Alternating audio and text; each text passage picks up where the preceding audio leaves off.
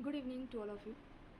एक स्टोरी सुनाना चाहती हूँ मैं स्टार्टिंग में ही। आपकी मर्ज़ी, आप सुनिए, आप ये वीडियो देखिए या नहीं देखिए। और मेरा ये काम हमेशा रहेगा, हर 2 दिन में जब भी मुझे टाइम लगेगा वीडियोज़ आती रहेंगी। जिनको ज़रूरत है वो देखेंगे, जिनको ज़रूरत नहीं है वो इसको स्किप करके चले जाएँगे।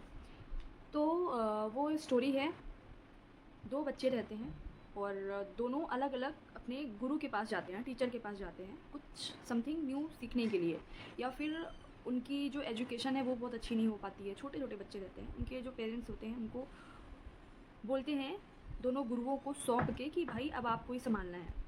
एक गुरु बोलता है बच्चे से कि देखो तुम ना पढ़ाई में इतने कमज़ोर हो कि तुम अभी क्लास में फ़र्स्ट नहीं आ सकते हो। तुमको 4-5 साल लग जाएँगे यहाँ तक फ़र्स्ट आने में, या फिर रैंक फ़र्स्ट आने तक आपको 4-5 साल तक मेहनत करना पड़ेगा। और जो दूसरा गुरु होता है, जो दूसरे टीचर होते हैं, जो जिसके अंतर्गत दूसरा जो बच्चा सौंपा जाता है, उन्होंने बोला कि बच्चा आप नो डाउट अभी आप बहुत कमज़ोर हो, लेकिन अगर आपने इस साल भर इस तरीके से अच्छे से मेहनत कर लिया तो आप रैंक 1 ला सकते हो क्लास में। अब देखो, दोनों बच्चों की माइंड कैपेसिटी या फिर ग्रैस्पिंग पावर, हर चीज़ उनका जो फैमिली बैकग्राउंड था, सारी चीज़ें सेम थी। लेकिन दोनों बच्चों को बताया अलग-अलग गया। एक को बोला गया कि आप नहीं कर सकते हो, 5-6 साल लग जाएँगे, और एक को बोला गया आप कर सकते हो, 1 ही साल लगेंगे। जिस तरीके से उनके माइंड में, जिस तरीके से उनका माइंडसेट किया गया, बच्चे उसी तरीके से अपने आप को ट्रीट करने लगे। जिसको बोला गया कि आप नहीं कर सकते हैं, बहुत टाइम लगेगा रैंक 1 लाने में, वो उसी तरीके से पढ़ता गया। वो एवरेज स्टूडेंट हो गया, या फिर वो वैसा का वैसा ही कमज़ोर स्टूडेंट रहा। उसके मन में बैठ गया कि मैं नहीं कर सकता हूँ, मतलब नहीं कर सकता हूँ। जिसके टीचर ने बोला था कि बच्चा आप कर सकते हो, 1 साल में रैंक 1 ला सकते हो, बस ऐसी-ऐसी चीज़ें करो, उसका कॉन्फिडेंस अपने आप बढ़ गया। वो शुरू हो गया, वो लग गया उसी कॉन्फिडेंस के साथ, और वो एट द एंड रैंक 1 लेके आया अपनी क्लास में, साल भर के अंदर। सॉरी। अब ये स्टोरी क्यों बता रही हूँ मैं, और ये स्टोरी मेरी खुद की बनाई हुई है। मैं हमेशा बोलती हूँ कि जो प्रीलिम्स एग्ज़ाम है ना, सिर्फ़ कॉन्फिडेंस का गेम है। आपको अलग-अलग कोचिंग्स में अलग-अलग टीचर्स, आपके सीनियर्स अलग-अलग एडवाइस देंगे। आप जब भी किसी सीनियर से पूछने जाओगे या फिर टीचर से पूछने जाओगे कि क्या मैं प्रीलिम्स 3 महीने में या 6 महीने में क्लियर कर सकता हूँ, मे बी आपको सीधे-सीधे बोला जाए नहीं भाई बहुत कॉम्पिटिशन है, नहीं हो पाएगा। तो बिल्कुल प्रोबेबिलिटी 0% होगी कि आपका कुछ हो पाए, क्योंकि आप फिर शुरुआत ही नहीं करोगे, और शुरुआत करोगे भी तो निगेटिविटी के साथ करोगे। वहीं अगर आपको आके किसी ने बोल दिया कि नहीं आप कर लो, बस मेहनत करना पड़ेगा, थोड़ा-सा, थोड़ा डेडिकेशन दिखाना पड़ेगा, थोड़ा-सा अलग तरीके से पागलपन लाना पड़ेगा, तो आप उस तरीके से लग जाओगे, उस कॉन्फिडेंस के साथ, उस विश्वास के साथ कि नहीं, किसी ने तो बोला है कि हो जाएगा, बस मुझे लगना पड़ेगा। और मैं शायद सेकंड टाइप की गुरु हूँ, गुरु नहीं बोल सकते, सॉरी, गुरु तो बहुत बड़ा ओहदा होता है। सेकंड टाइप की मैं कैंडिडेट हूँ या एस्पिरेंट हूँ, जो मैं अपने जितने भी मेरे साथ जुड़े हुए हैं, चाहे मेंटोरशिप प्रोग्राम में, चाहे आप लोग यूट्यूब के थ्रू जुड़े हुए हो, जहाँ से मेरे फ्रेंड्स भी कई लोग बार मुझसे सजेशंस लेते हैं। मैंने कभी किसी को नहीं बोला कि हो ही नहीं सकता है, क्योंकि मेरी डिक्शनरी में नहीं हो सकता, या मैं नहीं कर पाऊँगा, या तुम नहीं कर पाओगे, ऐसी चीज़ें नहीं हैं। अब हो ना हो वो बात की बात है, लेकिन मैं इतनी नेगेटिव हो ही नहीं सकती कि मैं किसी को बोल दूँ कि नहीं हो पाएगा, क्योंकि मुझे पता है कि अगर किसी ने 2 महीने भी कुछ भी नहीं पढ़ा है, लेकिन अगर आप 2 महीने भी शिद्दत से 10-10 घंटे दे के पढ़ लिए कंसिस्टेंसी के साथ, तो आप एमपीपीएससी प्रीलिम्स निकाल सकते हो। और मैं ये लिख के दे सकती हूँ, आप मेरे अकॉर्डिंग चलो, और अच्छे से कॉन्फिडेंस के साथ मेरे अकॉर्डिंग ही मत चलो, कोई भी टीचर आए आके बताए, लेकिन आप किसी एक को फॉलो करो, कोई एक गाइड करने वाला हो आपके साथ। इवन कोई गाइड करने वाला भी ना हो, आप सिलेबस को देखो, सबसे बड़ा गाइड आई थिंक सिलेबस है। आप सिलेबस को देखो, प्रीवियस ईयर के क्वेश्चंस साथ में रखो, डेली देखो सुबह शाम, लिमिटेड सोर्सेज रखो, उनको पढ़ो, उनको रिवाइज करो, ऐसे क्वेश्चन, ऐसे फैक्ट्स को स्किप ना करो जो सब सही करते हैं।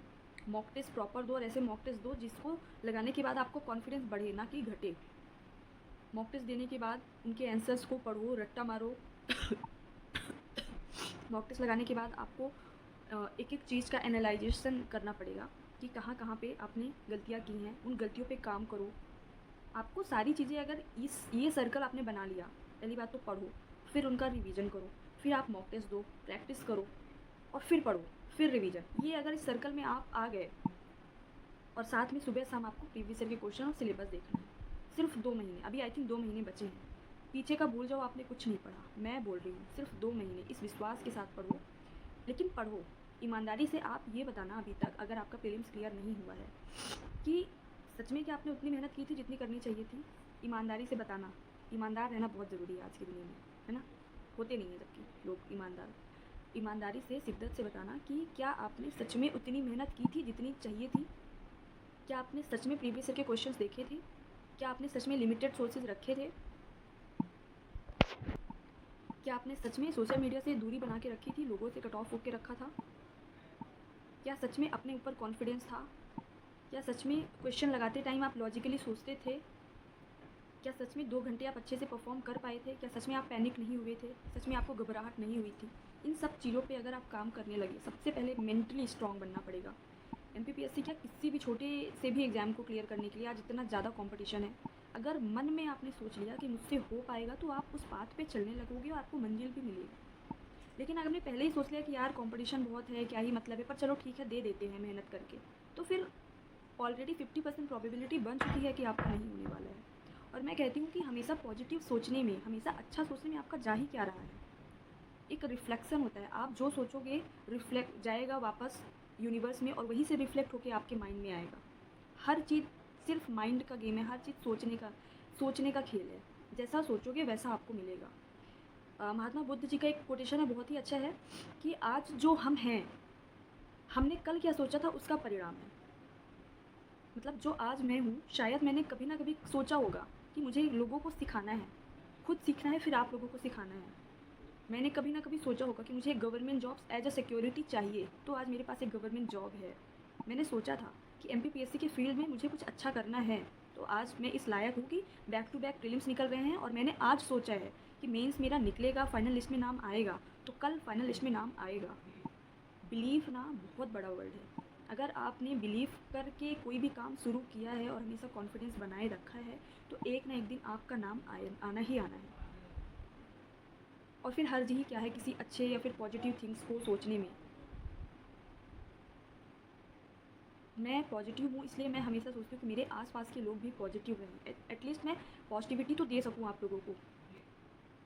आई होप कि जितने भी लोगों ने देखा होगा पूरी वीडियो को, आपके सोचने के तरीके में चेंजेस आएंगे, कुछ अच्छा करोगे आप लोग। और ना केवल एग्ज़ाम में, बल्कि अपनी लाइफ में भी आपको पॉजिटिव होना चाहिए। कुछ भी आपकी लाइफ में हो रहा है, अच्छा या बुरा, हमेशा सोचो इसके पीछे कुछ ना कुछ अच्छा रीज़न छिपा हुआ है। ये हुआ ही इसलिए है क्योंकि इसके पीछे कुछ और अच्छा होने वाला है। इस तरीके से अगर आप अपनी लाइफ को भी ले लोगे ना, लाइफ में होने वाली छोटी छोटी अगर गलतियाँ भी हो रही हैं, या फिर कोई ऐसी छोटी मोटी प्रॉब्लम्स भी हो रही हैं, आपकी किसी से बहस हो गई, नो डाउट आपका मूड ख़राब हो जाएगा, लेकिन बाद में फिर ये सोचो कि शायद कुछ सीखने को मिला है।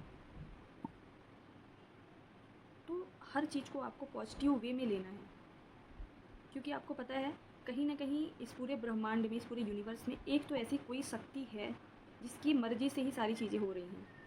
अगर कुछ अच्छा हो रहा है तो वो उनकी कृपा से अच्छा हो रहा है आपकी लाइफ में, और अगर कुछ बुरा हो रहा है तो वो भी उन्हीं की मर्ज़ी से, उन्हीं की इच्छा से ही आपकी लाइफ में कुछ हो रहा है बुरा। क्योंकि उनको पता है कि अगर आपकी लाइफ में कुछ बुरा होना है या होगा, तो उससे बहुत कुछ आप सीखोगे और आगे बढ़ोगे और ज़्यादा स्ट्रॉन्ग होगे आप। तो बस मैं ये वीडियो बनाने का ये उद्देश्य है मेरा कि आप लोग सबसे पहले पॉजिटिव होना शुरू होइए। एग्ज़ाम निकालना और बाकी सारी चीज़ तो बाद की बात है।